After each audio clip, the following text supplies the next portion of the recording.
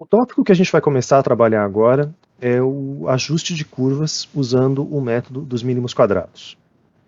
Esse é um dos tópicos mais importantes dessa disciplina de cálculo numérico, mas é também um dos tópicos mais importantes que vocês vão aprender ao longo do curso, porque é alguma coisa que vai ter aplicações não só em outras disciplinas do próprio curso, mas também na vida prática de vocês. Como profissionais de engenharia, a gente não tem como escapar de usar esse tipo de ferramenta. O meu objetivo com essas aulas é passar para vocês não só o ferramental técnico, o como fazer essas operações, mas também alertar vocês sobre alguns perigos dessa técnica e situações em que as coisas podem não funcionar tão bem em aplicações práticas se a gente não tomar alguns cuidados. E a raiz do interesse que a gente tem por essas técnicas e também a raiz desse tipo de problema do uso das técnicas é exatamente a mesma. É a dificuldade fundamental em prever o futuro.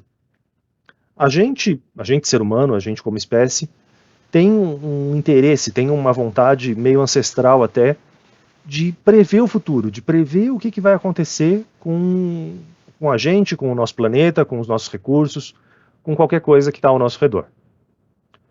E com o nosso avanço da técnica, existe uma tendência a usar as técnicas matemáticas para fazer essa previsão de futuro. Isso tem alguns problemas. Isso pode funcionar, isso pode não funcionar, e é esse tipo de ponderação que eu gostaria de discutir com vocês. Para ilustrar essa problemática, eu estou trazendo aqui um gráfico da NASA da variação da temperatura média no planeta ao longo do último século, um pouco mais de um século. A gente toma como ponto zero a temperatura média no período de 1950 até 1980, e a gente está medindo, então, na verdade, o desvio em relação a essa temperatura média. E como vocês sabem, a gente está numa tendência de aquecimento, como dá para ver nitidamente nas últimas décadas, a temperatura média do planeta está aumentando. Bom, a pergunta que se faz é, até onde isso vai? Quanto mais que essa temperatura vai aumentar? Como é que a gente poderia calcular isso? E ninguém tem uma resposta exata. A gente tem alguns modelos tentando prever isso, alguns melhores que os outros. Os que eu vou mostrar nessa aula são extremamente ruins, então não saiam daqui achando que tudo vai dar certo e a situação melhorou, ou que o mundo acabou. Não é isso. Esses modelos são... A gente vai fazer algumas contas bastante simples, mas sem nenhuma pretensão de precisão em relação ao futuro. Esses slides, eu fiz eles pela primeira vez em 2016, 2017. Então eu vou mostrar um pouco de como é que era a situação em 2017 e depois eu vou atualizar para vocês com os dados mais recentes. Aqui é uma tabelinha extraída também dos dados da NASA, com os aumentos médios de temperatura de 2011 até 2017. Então eu cortei aquele gráfico anterior para focar só nos últimos pontos de 11 até 16, na verdade, a gente tem os dados até 16, para tentar prever, entre aspas, prever o que vai acontecer em 2017. Por que eu estou fazendo isso? 2017 já aconteceu, então a gente consegue saber quão boa ou quão ruim vai ser a nossa previsão se a gente se colocar de volta no lugar de alguém em 2016, querendo prever o futuro. Isso é o que a gente chama de validação dos modelos. A gente meio que se coloca no passado para fingir que a gente não tem a informação do que já aconteceu de 2017 para frente. E aí tentar ver se o nosso modelo, quão bom seria o nosso modelo, se a gente usar ele agora em 2021 para prever os próximos anos. É por isso que a gente está se posicionando no passado. E o fundamento teórico que a gente vai usar é o seguinte: se a gente conhecesse uma expressão y igual a f de x, uma relação entre a temperatura y e o tempo x, a gente poderia substituir o nosso x igual a 2017 e calcular o y correspondente. A questão é, quem é essa f de x? F de x vai ser alguma curva, alguma função de x, mas em princípio a gente não tem ideia do que seria essa curva. O problema matemático é esse, é encontrar esse f de x e substituir o x. O problema filosófico que está por trás é muito pior, que é o que garante que essa tendência passada vai continuar para o futuro? Eu estou usando dados para tentar extrapolar o que vai acontecer para o futuro. Será que o que vai acontecer no futuro realmente é manter a tendência que a gente está observando até hoje? Essa é a pergunta fundamental que a gente tem que se fazer para quando a gente for usar o método dos mínimos quadrados, com essa expectativa de extrapolar, de olhar para frente. O tratamento matemático, sem abordar tanto a parte filosófica, mas só o tratamento matemático, ele provavelmente foi inventado pelo Gauss, nosso velho amigo Gauss, sempre criador de grandes coisas. Em princípio, ele teria desenvolvido essa técnica em 1795. Mas aqui também, como vocês já viram, a gente já falou no método de Newton-Raphson, tem também uma certa briga autoral se foi realmente o Gauss o primeiro a criar o método dos mínimos quadrados. O Gauss acabou só publicando em 1809, o Legendre já tinha publicado em 1805. Quando você olha o trabalho do Gauss, não é exatamente o que a gente faz hoje em dia com mínimos quadrados. Então tem uma certa briga de pessoas que já morreram há 2 séculos, se é que isso é possível. Tem uma certa disputa entre os autores contemporâneos de quem realmente foi a quem atribui essa autoria, mas em geral a gente acaba atribuindo sim ao Gauss como criador dessa maravilha que é o método dos mínimos quadrados. E o problema que o Gauss estava lidando nesse momento da virada do século XVIII para o XIX não tem nada a ver com o nosso problema de aquecimento global atual, era a observação do planeta Ceres. Ceres é um planeta anão, já foi planeta, já voltou de ser mais ou menos que nem Plutão, que mudou de categoria, se é um asteroide, se é um planeta anão, o que é exatamente, é só uma questão de convenção astronômica.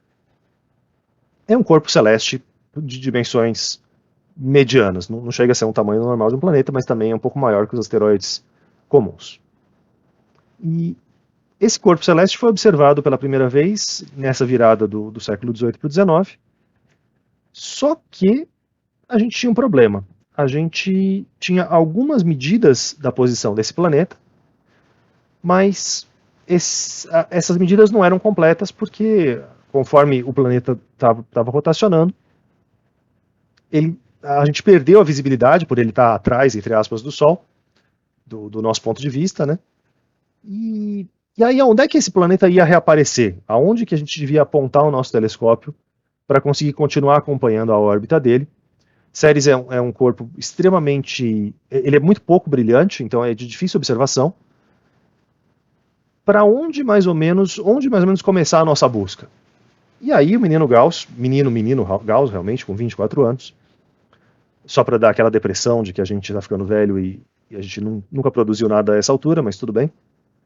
Vale a pena também a gente apreciar o trabalho dos grandes mestres. Menino Gauss se propôs a encontrar esse corpo celeste, baseado em algumas observações que eles tinham.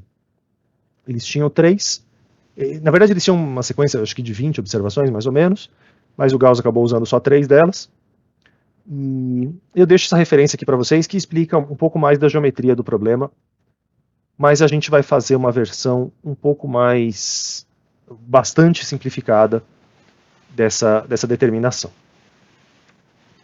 Para ilustrar para vocês um pouco de como é que é essa determinação, aqui é uma figura da Wikipédia para mostrar um pouquinho dessa órbita de Ceres. Então Ceres está entre Marte e Júpiter, se a gente estivesse olhando de cima, né, é alguma coisa por aqui. Mas se a gente estivesse olhando de lado, entre aspas, do nosso sistema solar, a órbita de Ceres não está no mesmo plano que as órbitas dos demais planetas, ela tem uma inclinação. Então isso aqui é um problema em 3 dimensões, e com tudo isso aqui se mexendo, né? A gente está se mexendo em relação ao Sol, não é um problema simples do ponto de vista de física, de mecânica, simplesmente. A gente vai, nessa aula, ignorar um pouco desses problemas e vai abstrair um pouco disso para conseguir fazer algumas contas e simplificar. Mas eu deixei o link para vocês, se vocês quiserem ver a formulação mais ou menos que o Gauss fez e a complexidade geométrica que estava envolvida. Vamos tentar fazer um desenho esquemático para mais ou menos representar a situação. Vocês já conhecem meus desenhos, já sabem a maravilha que eles são, até que não ficou tão ruim esse círculo. Aqui eu estou representando o Sol e a gente aqui na Terra vai estar em um certo pontinho distante do Sol. As observações de série seriam pontos mais ou menos por aqui. Então a gente tem uma observação número 1, depois em um outro momento posterior a gente vai ter uma outra observação número 2 por aqui, depois uma outra observação número 3, e esse planeta está girando, vai passar atrás do Sol, e quando ele reaparecer do lado de cá, aonde mais ou menos ele vai estar? Basicamente é isso que a gente vai estar fazendo. Então a gente está simplificando de algumas formas. A primeira delas é ignorar que as órbitas na verdade são elípticas, não são círculos. A gente está ignorando também aquela questão da inclinação que eu mostrei para vocês. Mas vamos tentar pensar só no básico do problema. E o básico do problema seria encontrar o raio dessa circunferência. Então, se a gente pensar, esquecendo agora a Terra, esquecendo também que a Terra está girando, essas observações não são tão simples, do ponto de vista do Sol, se a gente estivesse se situando, se aqui fosse o nosso Sol, e a gente vai ter uma primeira medida, um primeiro raio que vai estar relacionado com a observação 1, a gente vai ter uma segunda medida, uma observação 2, que vai ter um outro raio número 2, e a gente vai ter uma terceira observação,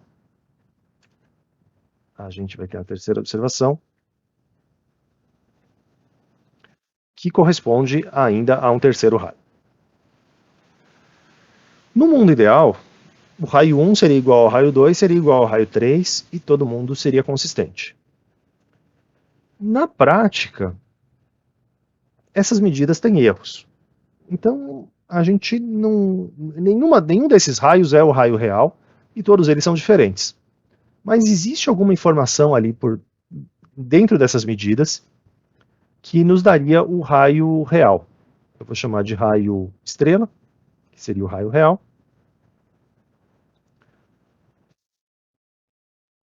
E a gente tem uma intuição que, bom, essas três medidas são mais ou menos boas, mais ou menos ruins. Eu poderia pensar em fazer o raio estrela como sendo a média entre eles. Raio 1 mais raio 2 mais raio 3, tudo isso aqui dividido por 3. Por enquanto é uma intuição. A gente pensaria que isso faz sentido, mas a gente vai fazer um pouco mais de conta para tentar comprovar ou desprovar essa intuição. Ok, esse é o nosso setup fundamental do problema. Para a gente poder fazer um pouco de conta, a gente tem aqui os valores reais da distância de Ceres até o Sol. A gente mede essas distâncias em unidades astronômicas, que é esse AU, em português a gente escreve UA, unidade astronômica. Uma unidade astronômica é a distância do Sol até a gente, do Sol até a Terra. Então, Ceres está a 2,9, mais ou menos, unidades astronômicas. Isso quer dizer que a distância de Ceres até o Sol é mais ou menos 3 vezes a distância da Terra até o Sol. Bom, vamos admitir que as nossas medidas originais, eram as seguintes. Uma primeira medida me conduziu um primeiro raio de 2,5 unidades astronômicas. A segunda medida me conduziu a um raio de 2,4 unidades astronômicas. E a terceira me levou a 2,9 unidades astronômicas. Isso aqui são números mais ou menos inventados por mim.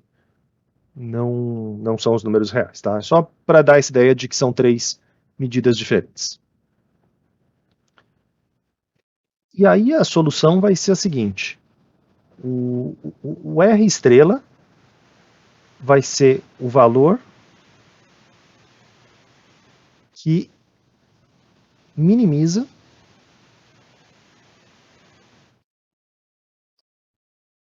a seguinte função. Uma função que depende do raio estrela. E é o seguinte. É o raio estrela menos o raio 1 elevado ao quadrado, mais o raio estrela menos o raio 2 elevado ao quadrado, mais o raio estrela menos o raio 3 elevado ao quadrado. O que quer dizer isso? O valor real, o valor raio estrela, ele pode ser maior ou menor do que R1, maior ou menor do que R2, maior ou menor do que R3. Em princípio a gente não sabe. Cada um desses termos, isso aqui que está dentro do parênteses, é um termo de erro. É um erro 1, é um erro 2, é um erro 3. É um erro experimental, é um erro na medida, um desvio. Na hora que a gente elevar esse erro ao quadrado, a gente vai ter um valor positivo. O próprio erro poderia ser positivo ou negativo. A gente vai elevar todos eles ao quadrado para garantir que a gente só está trabalhando com valores positivos, então não faz diferença. Se você está 0,1 acima ou 0,1 abaixo, eu estou a uma distância de 0,1. É isso que a gente está fazendo. A gente poderia tomar um módulo. Ao invés de fazer um quadrado, a gente poderia fazer um módulo, mas é melhor fazer com quadrados e daqui a pouquinho eu vou voltar a falar o porquê disso. E como eu tenho 3 medidas aqui nesse caso, eu vou somar o erro da primeira observação com o erro da segunda observação com o erro da terceira observação. Então, uma outra forma de escrever esse tipo de expressão seria a soma dos erros quadráticos. Então, erro I, o I aqui está variando de 1 até 3, porque só tenho 3 erros, mas seria um N em geral, N o número de observações. Isso aqui é o que a gente chama de soma dos erros quadráticos. Já dá para ver então que da onde que surgiu a ideia do nome método dos mínimos quadrados. Não são quadrados geométricos, são quadrados algébricos, então são números elevados ao quadrado, e a gente vai tentar encontrar o menor valor possível. Então a gente vai estar interessado em achar o mínimo valor para essa f de R. Essa f de R vai ser alguma coisa assim. E como é que a gente acha o mínimo de uma função? Bom, essa função de R estrela é como se fosse uma parábola. Ela depende de... Tem um R estrela elevado ao quadrado. Então, se a gente fosse fazer um gráfico de variando R estrela e aqui no eixo Y, essa função do R estrela, a gente tem uma parábola e a gente tem um ponto de mínimo em algum lugar, que é caracterizado por essa derivada ser igual a zero. Então bastaria a gente fazer a derivada da função f em relação ao R estrela, é a derivada dessa função. A gente pode fazer a regra da cadeia. Em cada um desses termos, a gente teria 2 vezes R estrela menos R1, multiplicado pela derivada do de dentro, que é o próprio R estrela. E isso aqui se repete para os próximos termos. Mais 2 vezes R estrela menos R2, mais 2 vezes R estrela menos R3. Essa é a expressão geral para a derivada.